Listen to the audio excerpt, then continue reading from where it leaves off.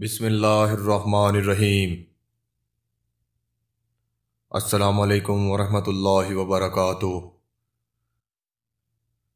حضرت ابو ہریرہ رضی اللہ تعالیٰ عنہ سے روایت ہے کہ میں نے رسول اللہ صلی اللہ علیہ وآلہ وسلم سے سنا ہے، بنی اسرائیل میں 2 آدمیوں نے ایک دوسرے کو بھائی بنایا ہوا تھا۔ ان میں سے ایک گناہ کرتا تھا اور دوسرا عبادت میں اجتہاد و کوشش کرتا تھا۔ مجتہد دوسرے کو گناہ کرتے دیکھتا تھا، اس لیے اس نے اس سے کہا کہ گناہ سے باز آ جاؤ۔ اس نے کہا، میرا معاملہ کریم رب کے ساتھ ہے، کیا تو میرے اوپر نگران اور رقیب بھیجا گیا ہے؟ اس مجتہد نے کہا، اللہ کی قسم اللہ تعالیٰ تجھے معاف نہیں کرے گا، یا کہا اللہ تجھے جنت میں داخل نہیں کرے گا۔ اللہ تعالیٰ نے ان دونوں کی روحیں قبض کر لیں، وہ دونوں جہانوں کے پروردگار کے پاس جمع ہوئے۔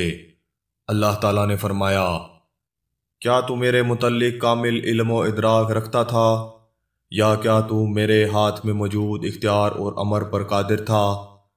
اور اس گناہ گار سے فرمایا، جا میری رحمت کے سبب جنت میں داخل ہو جا۔ اور دوسرے کے متعلق فرشتوں کو حکم دیا کہ اسے آگ کی طرف لے جاؤ۔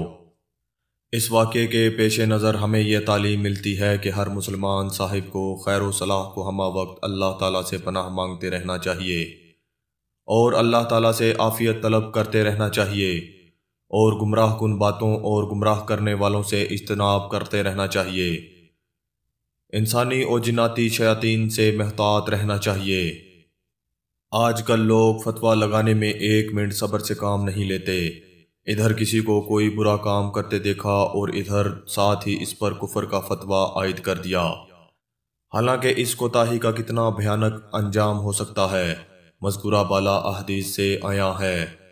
اس لیے اس عمل سے اجتناب کرنا چاہیے۔